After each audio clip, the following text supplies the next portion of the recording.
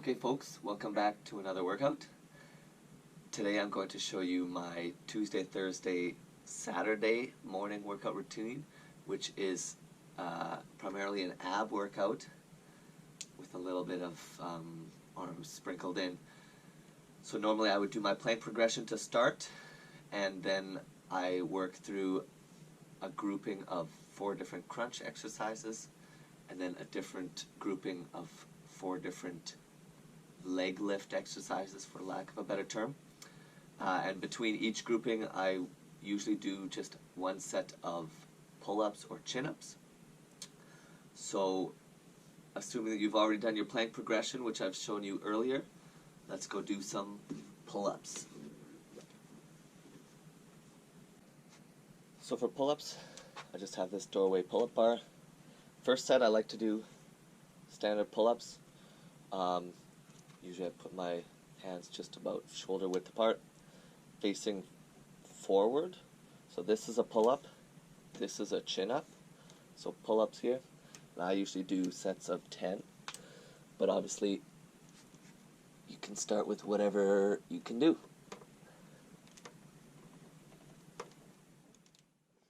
If you do not have a pull-up bar available to you, I would suggest replacing these exercises with narrow push-ups or tricep dips. Notice how I'm using full range of motion and going to full arm extension. However, I'm never completely relaxing my arms, which will help keep them safe from harm. And then we head back to the mat.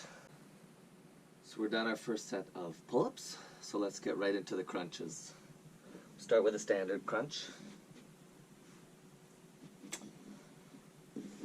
Legs at about 90 degrees, making sure you're pressing your lower back to the floor.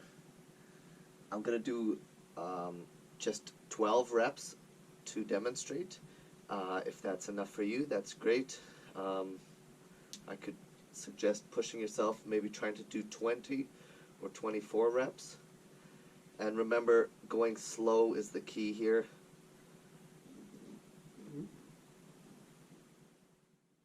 When it comes to crunching, slow is always safer, as you're not using momentum and just powering through, say, 50 reps. You're going slowly, you're working your abs on the way up as well as on the way down, and you're keeping them tense the entire time to keep your back safe.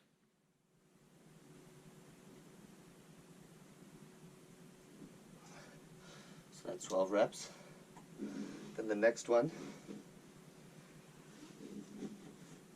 is dead bug crunches.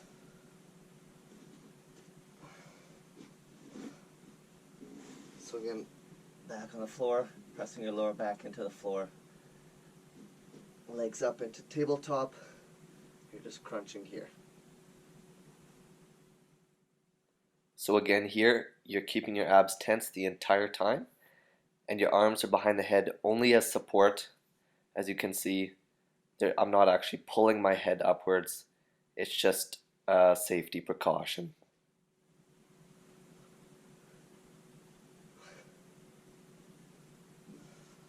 So that's 12 reps there.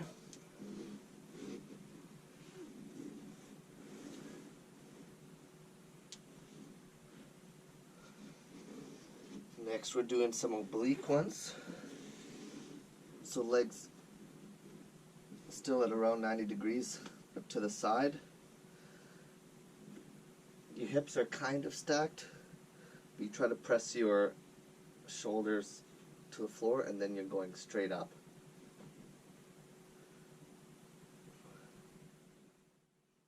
You should be feeling this exercise in your obliques or side abs. They are the muscles that kind of wrap around your torso next to your central six-pack abs.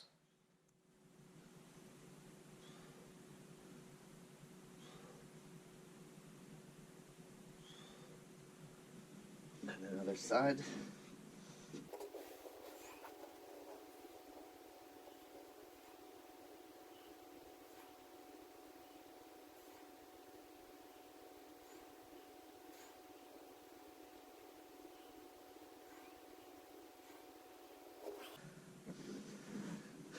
Okay, so that's that.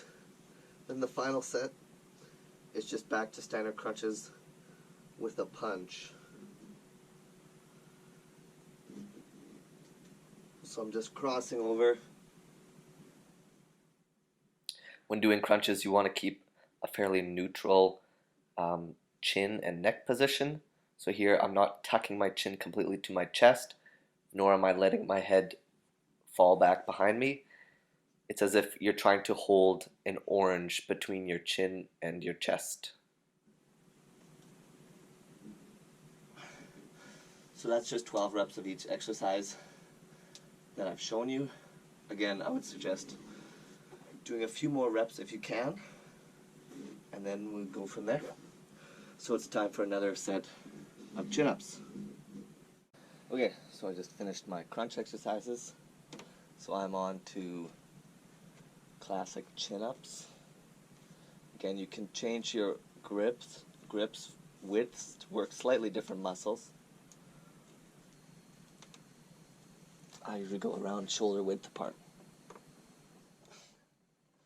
Since chin-ups and pull-ups are essentially 100% body weight dependent, they're a great measure of strength to weight ratio.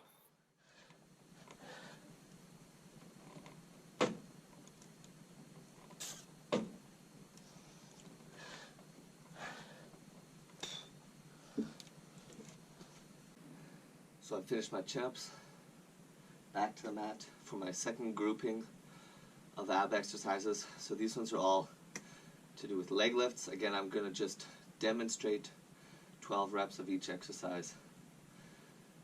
I believe most of you can do more than that, but we'll start with 12. So this first one is just standard leg lift. I find it easier when you have something to kind of anchor yourself to, but you don't have to. So you're pressing your back to the floor again, and you're just leveraging from the hips.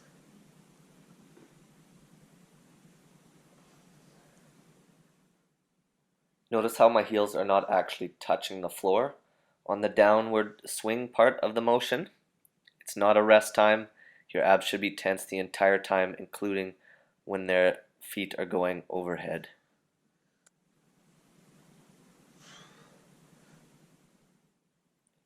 Try not to hold your breath while doing this exercise or any other exercises shown in this video. Generally, you want to do your breathing in during the extending phase, and your breathing out while the legs are moving overhead. So those are the standard ones.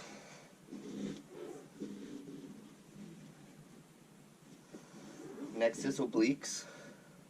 So this one I do suggest having some kind of an anchor point, something to hold on to, as it's a little harder to keep your balance. So you're just going up, but then falling to the side and alternating sides.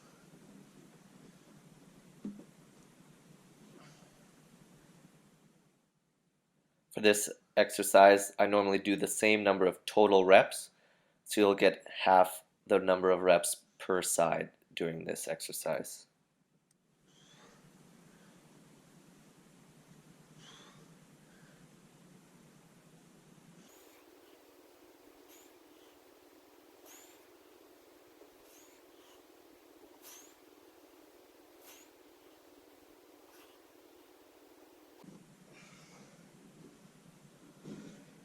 The third type, kind of like the crunches, the dead bug.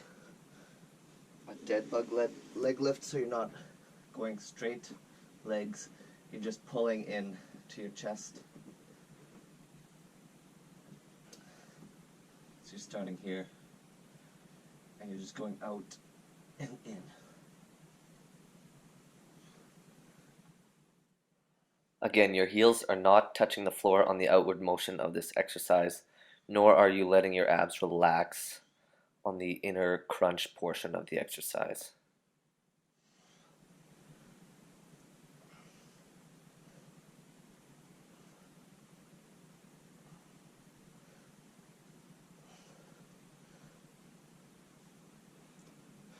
That's 12 reps of that. The final exercise, I usually change depending on the day. Usually the first time of the week, I'll just do a set of mountain climbers. Second set will be bicycle crunches. Third set would be flutter kicks. So I'm just going to demonstrate flutter kicks again, but it's kind of your choice. One final ab exercise.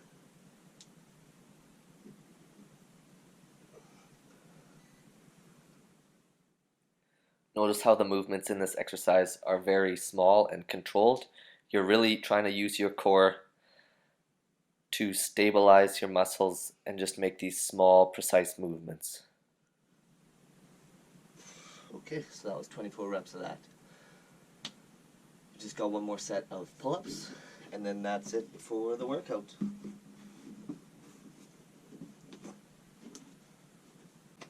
So last set of pull-ups. I'm going to use this neutral grip bars here to do neutral grip pull-ups. More or less the same as everything else, just a slightly different angle for the shoulder.